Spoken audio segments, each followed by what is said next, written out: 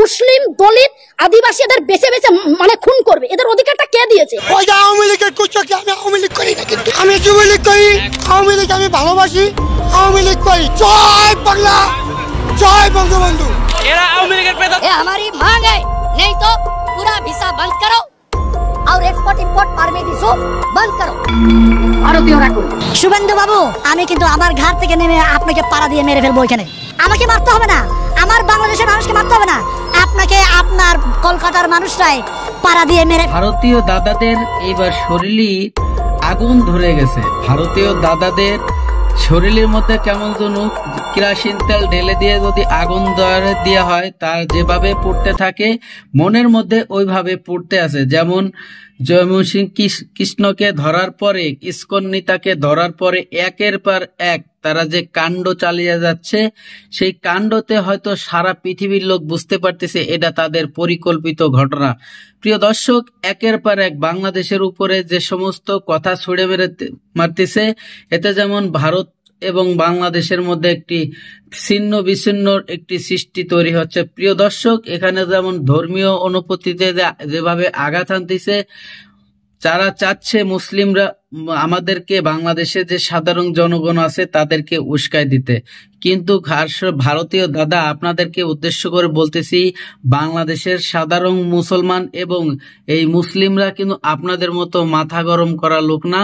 আপনাদের উস্কানিতে আমরা কখনোই মাতাবো না, তবে আমরা এতটাও ছেড়ে দেওয়ার লোক না। যখন দেখবো যে আপনারা ওভারটেক করছেন, তখনই কিন্তু আমরা আপনাদেরকে ধরে যাওয়া আসার চেষ্টা করব।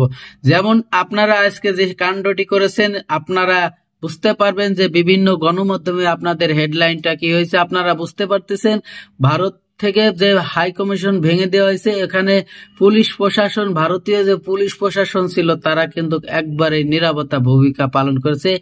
এখানে আমাদের যে নরেন্দ্র মোদীর যে কথা বলা উচিত ছিল, উনি কিন্তু এখন পর্যন্ত কোনো বার্তা দেয় নাই, আমরা জানতে পারিনি।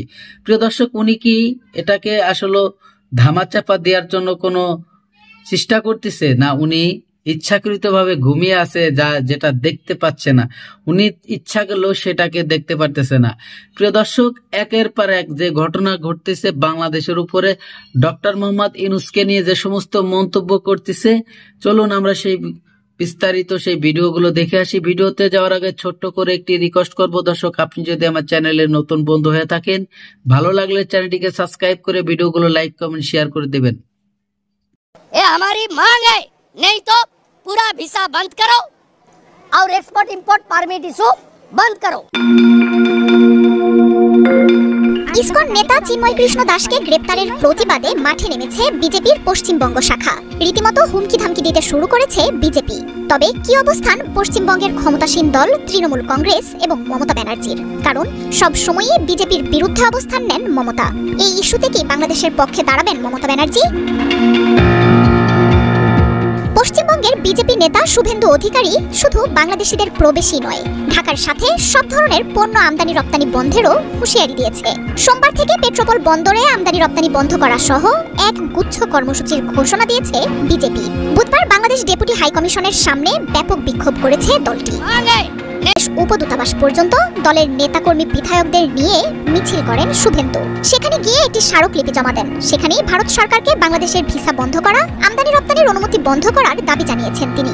চিন্ময় কৃষ্ণ বাবুকে এ সময় বাংলাদেশের সংখ্যালঘু হিন্দু সম্প্রদায় এবং নেতাদের উপর নৃশংসতা চালানো হচ্ছে বলে দাবি করেন পশ্চিমবঙ্গের বিজেপির নেতারা। মিথ্যা মামলায় চিন্ময় কৃষ্ণ দাসকে গ্রেপ্তার করা হয়েছে বলে দাবি করেন শুভেন্দু। বাংলাদেশকে হুঁশিয়ারি দিয়ে এই নেতা বলেন, চিন্ময় দাসকে অবিলম্বে মুক্তি দেওয়া না হলে সোমবার থেকে পেট্রোপোল স্থলবন্দর বন্ধ করে দেওয়া হবে। এই কর্মসূচিতে নেতৃত্ব দেবেন বিজেপির এই প্রভাবশালী নেতা।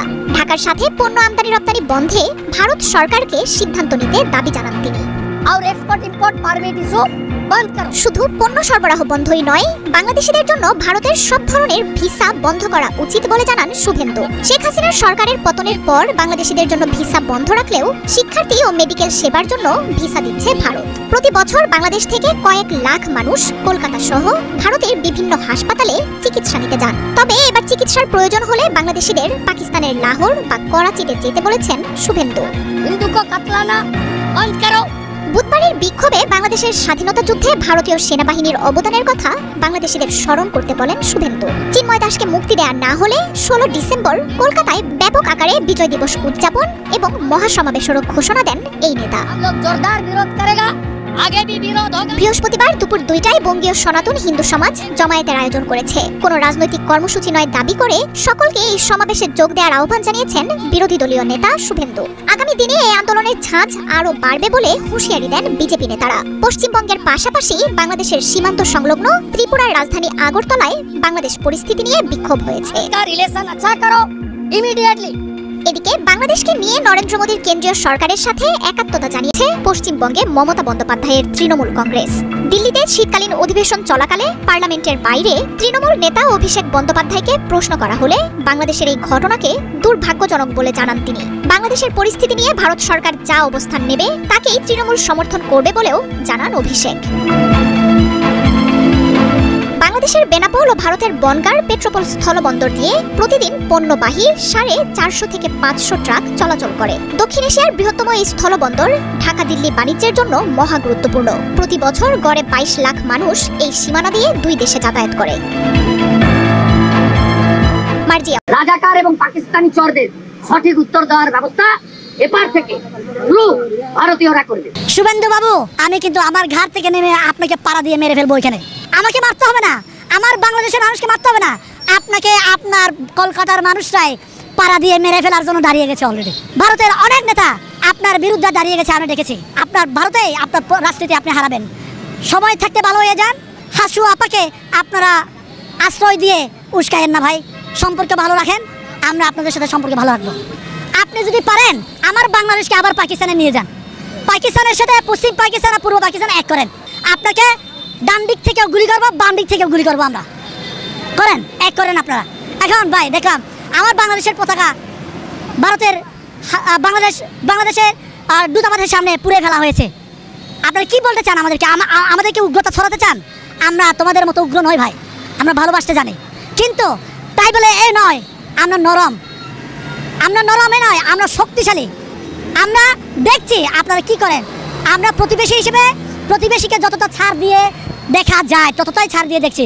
কিন্তু আমরা যখন দেখব আপনি আমার গায়ের উপরে উঠে আমাকে গুলি করার জন্য শুরু করেছেন, আমি কিন্তু আমার ঘাট থেকে নেমে আপনাকে পাড়া দিয়ে মেরে ফেলবো। এখানে শুভেন্দু বাবু, আমাকে মারতে হবে না, আমার বাংলাদেশের মানুষকে মারতে হবে না, আপনাকে আপনার কলকাতার মানুষরাই পাড়া দিয়ে মেরে ফেলার জন্য দাঁড়িয়ে গেছে অলরেডি। আমি বাংলাদেশে থাকি, বাংলাদেশে 90% মুসলমান। ছোটোবেলা থেকে আপনার আসসালামু আলাইকুম, নারায়ে তাকবীর, আল্লাহু আকবার, এই ধরনের নানা স্লোগান শুনে শুনে আমি বড় হয়েছি। এখন আমি ছোটোবেলায় আমাকে লোকে নানাভাবে বলতো যে এরা তো মুসলমানরা অনেক উগ্র,